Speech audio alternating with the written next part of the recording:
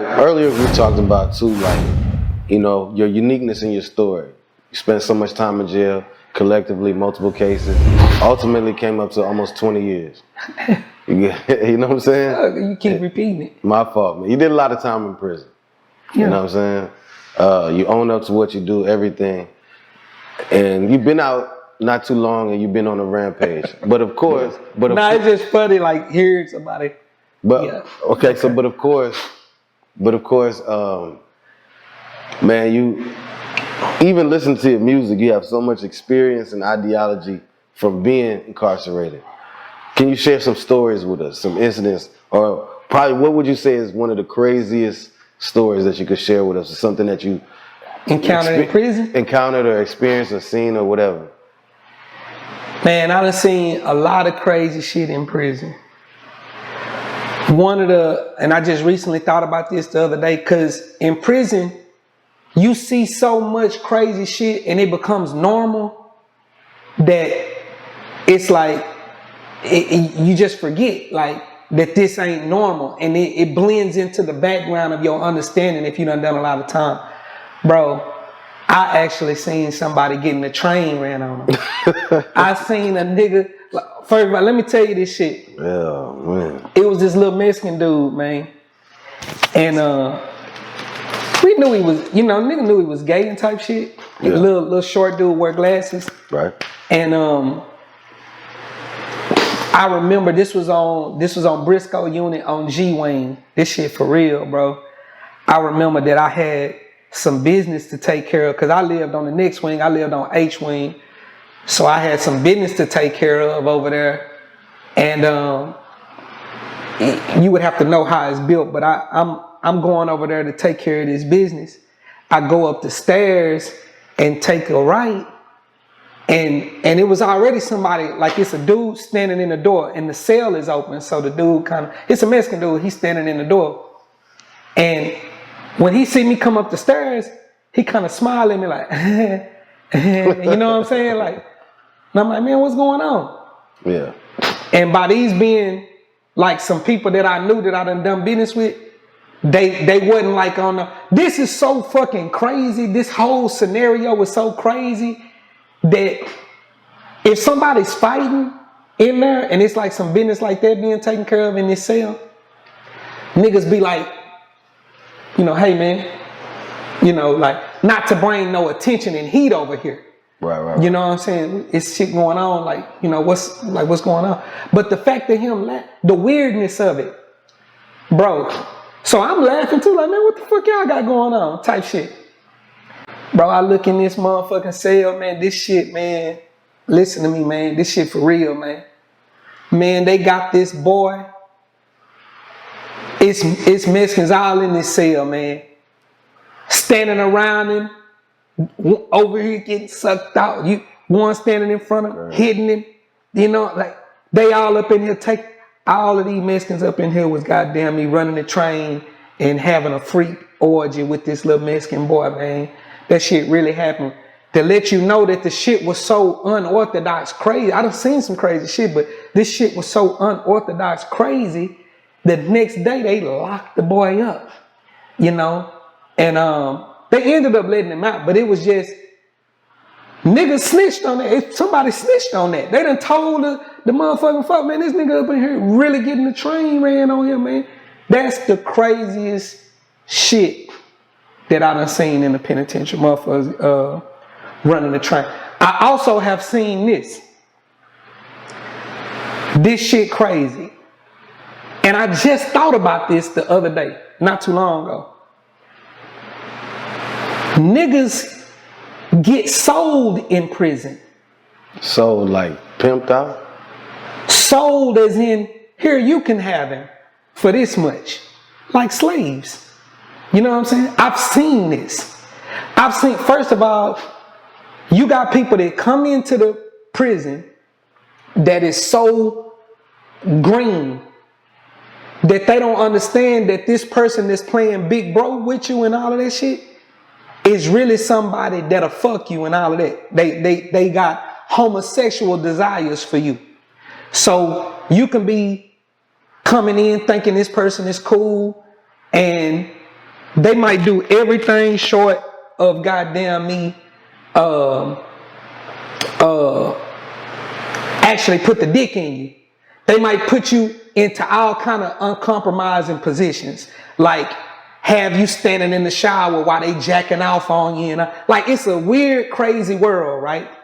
And in the process, you might have started like breaking bread with them, this, that, and the third. Well, this individual might have you and another dude. He might got 2 or 3 people. You know what I'm saying? And it could be that somebody might, hey man, what's up, man? What's up on your boy, man? Like, and I seen motherfuckers get sold. That's crazy. You might get sold for $150, man. Now you somebody else's boy. You see what I'm saying? Now you over there with them. The problem come in when you talk about prison politics and shit like that. Mm-hmm. When niggas sell boys, what they call boys, when you sell a black boy to them Aryan nations or you selling them to them white boys, when you sell a nigga to the white boys, it's eventually gonna be a problem. But it happens though, you know. So a lot of times when white guys buy niggas, when they buy black boys, they try to make it seem like it ain't nothing sexual. They try to make it seem like, nah, we just fucking with him on, you know, clean. Cause it gets ugly. This is what I mean by it gets ugly.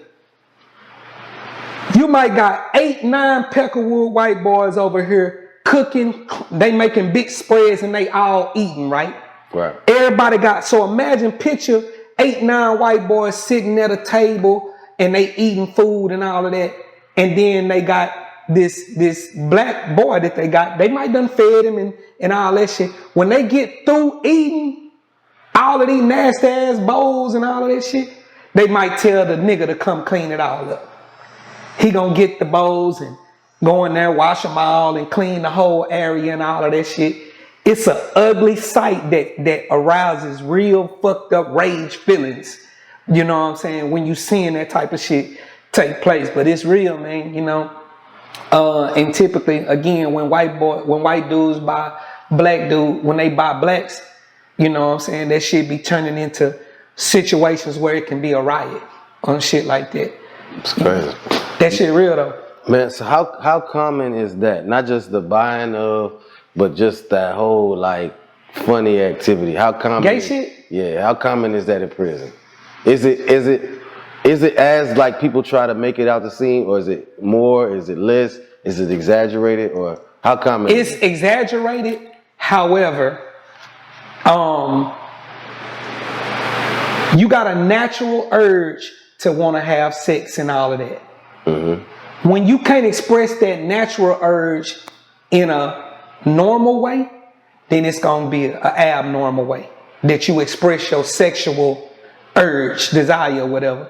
A lot of times niggas jack off. A lot of times people they'll jack off on female guards, like female guards walking by fully clothed. You niggas be at the bars jacking off on girls that, you know, females that whatever, you know, it be like that. Sometimes that jack off game lead to problems. You know, it can lead to problems. Motherfuckers might don't want you jacking off while you in the cell with them. Hold up, man, I'm in here. You trying to put the sheet up and jack off on a lady at the bar, but your celly right there, he might don't tolerate that disrespect. Y'all might have to, you know, it's all kind of problems surrounding that desire to, you know, to get that off, to get that nut in whatever kind of way that you got a natural desire to get that nut. So, there's a such thing in the penitentiary as the come on game, where niggas be playing with each other, you know, calling each other, damn bitch, or damn, you know, your ass getting fat and all that. It's all a game. But you see people taking that game to the extreme, grabbing these asses and shit, niggas touching each other dicks and shit like that, saying shit, niggas getting in the shower with niggas playing games. You know, I ain't got no complex and all, you know, people be playing. It's a whole world of activities that people be involving themselves in that once, you know, sometimes when you participate in that shit for too long, you catch niggas going over the edge. You seeing niggas playing with each other. I saw these people he stripped this dude down, right? And he was a regular, supposed to be cool dude or whatever. They playing with him and bitch get naked, you know, playing these games and shit, and it's supposed to be all a game, but they done took him up out of all his clothes. Nigga dick hard. Niggas turning in, they getting freaked out, turned in, and all of this shit take place right in front of everybody. This shit is not being held back or whatever. So when you catch niggas that's on some G shit, and it's being a man and standing stiff and having some fucking class about yourself throughout all of that, remaining a man, remaining a G, you know what I'm saying, holding it down. Because if you get chose by C.E.O, like I'm a nigga that's, every unit I've been on, I done had a boss lady, bitch is my hoe, you know, like this is well documented, everybody know this shit, waiting to be chosen and all of that shit, because I never shot at no female. Being chosen, that's a blessing that happens. I be feeling like it comes from being solid, standing still, and you know, when you do get chose, it'd be a real blessing, because you finally getting you some pussy finally, you know what I'm saying? So you was able to get you some pussy in prison. Yeah. Yeah. Every unit I ever been on. Every last unit you ever. Every ID unit that I've been on. I ain't talking about them, you know, when you getting processed in, all of that shit. But yeah, every real unit I've been on, hell yeah. So how does that ID. So how does that work? You say you get chose, is a guard, a female guard every time? What the fuck you mean, like getting chose by a nigga? Nah, I'm not even saying that. I'm saying break down the process of getting chose by a female guard. In probably, you know, it's a lot of different situations, but in this one situation, I got some partners out of Houston, real niggas, you know what I'm saying? And this female was doing whatever she was doing with them, and she told them that she wanted to fuck with me. She was fucking with them on some whatever business that she was fucking with them on, but she told them that she wanted to fuck with me on some, you know, whatever type of shit, you know, however, you know, she was attracted to me, whatever. So they kind of let me know. Then I started, you know, I talked to her, whatever. And it's just real shit, you know, like, she ended up coming in my cell one day. You know, it's. So this happens in the cell? It happens a lot of ways. Okay, for sure. It's, I ain't trying to get you to incriminate. I'm not. It's you know what I mean? But But the majority of the time when these things happen, they happen in your cell? Hey, let me tell you something, man. On the Ramsey 1 unit, yeah, I done fucked him. I done had sex, head, whatever, in my cell, in my partner. I got a partner out here. My nigga Nano, Ronnie Rangel, he out here. I used to get his cell because he lived way in the back, so I have my bitch to open his door. I would go back there. I done fucked in the schoolhouse, in the education building, in these classes and shit down there. Yeah, you know, like it's about opportunity. Man, one thing about prison is when two people really want to make something happen, it can happen, man. One thing you learn about in prison is the power of the mind. If you really want something bad enough, it can happen. We want pounds of weed. We want cell phones. We want this. We want that. And we gonna make it happen. You know what I'm saying? So it just take willing participants to make this shit happen. But hell yeah, man.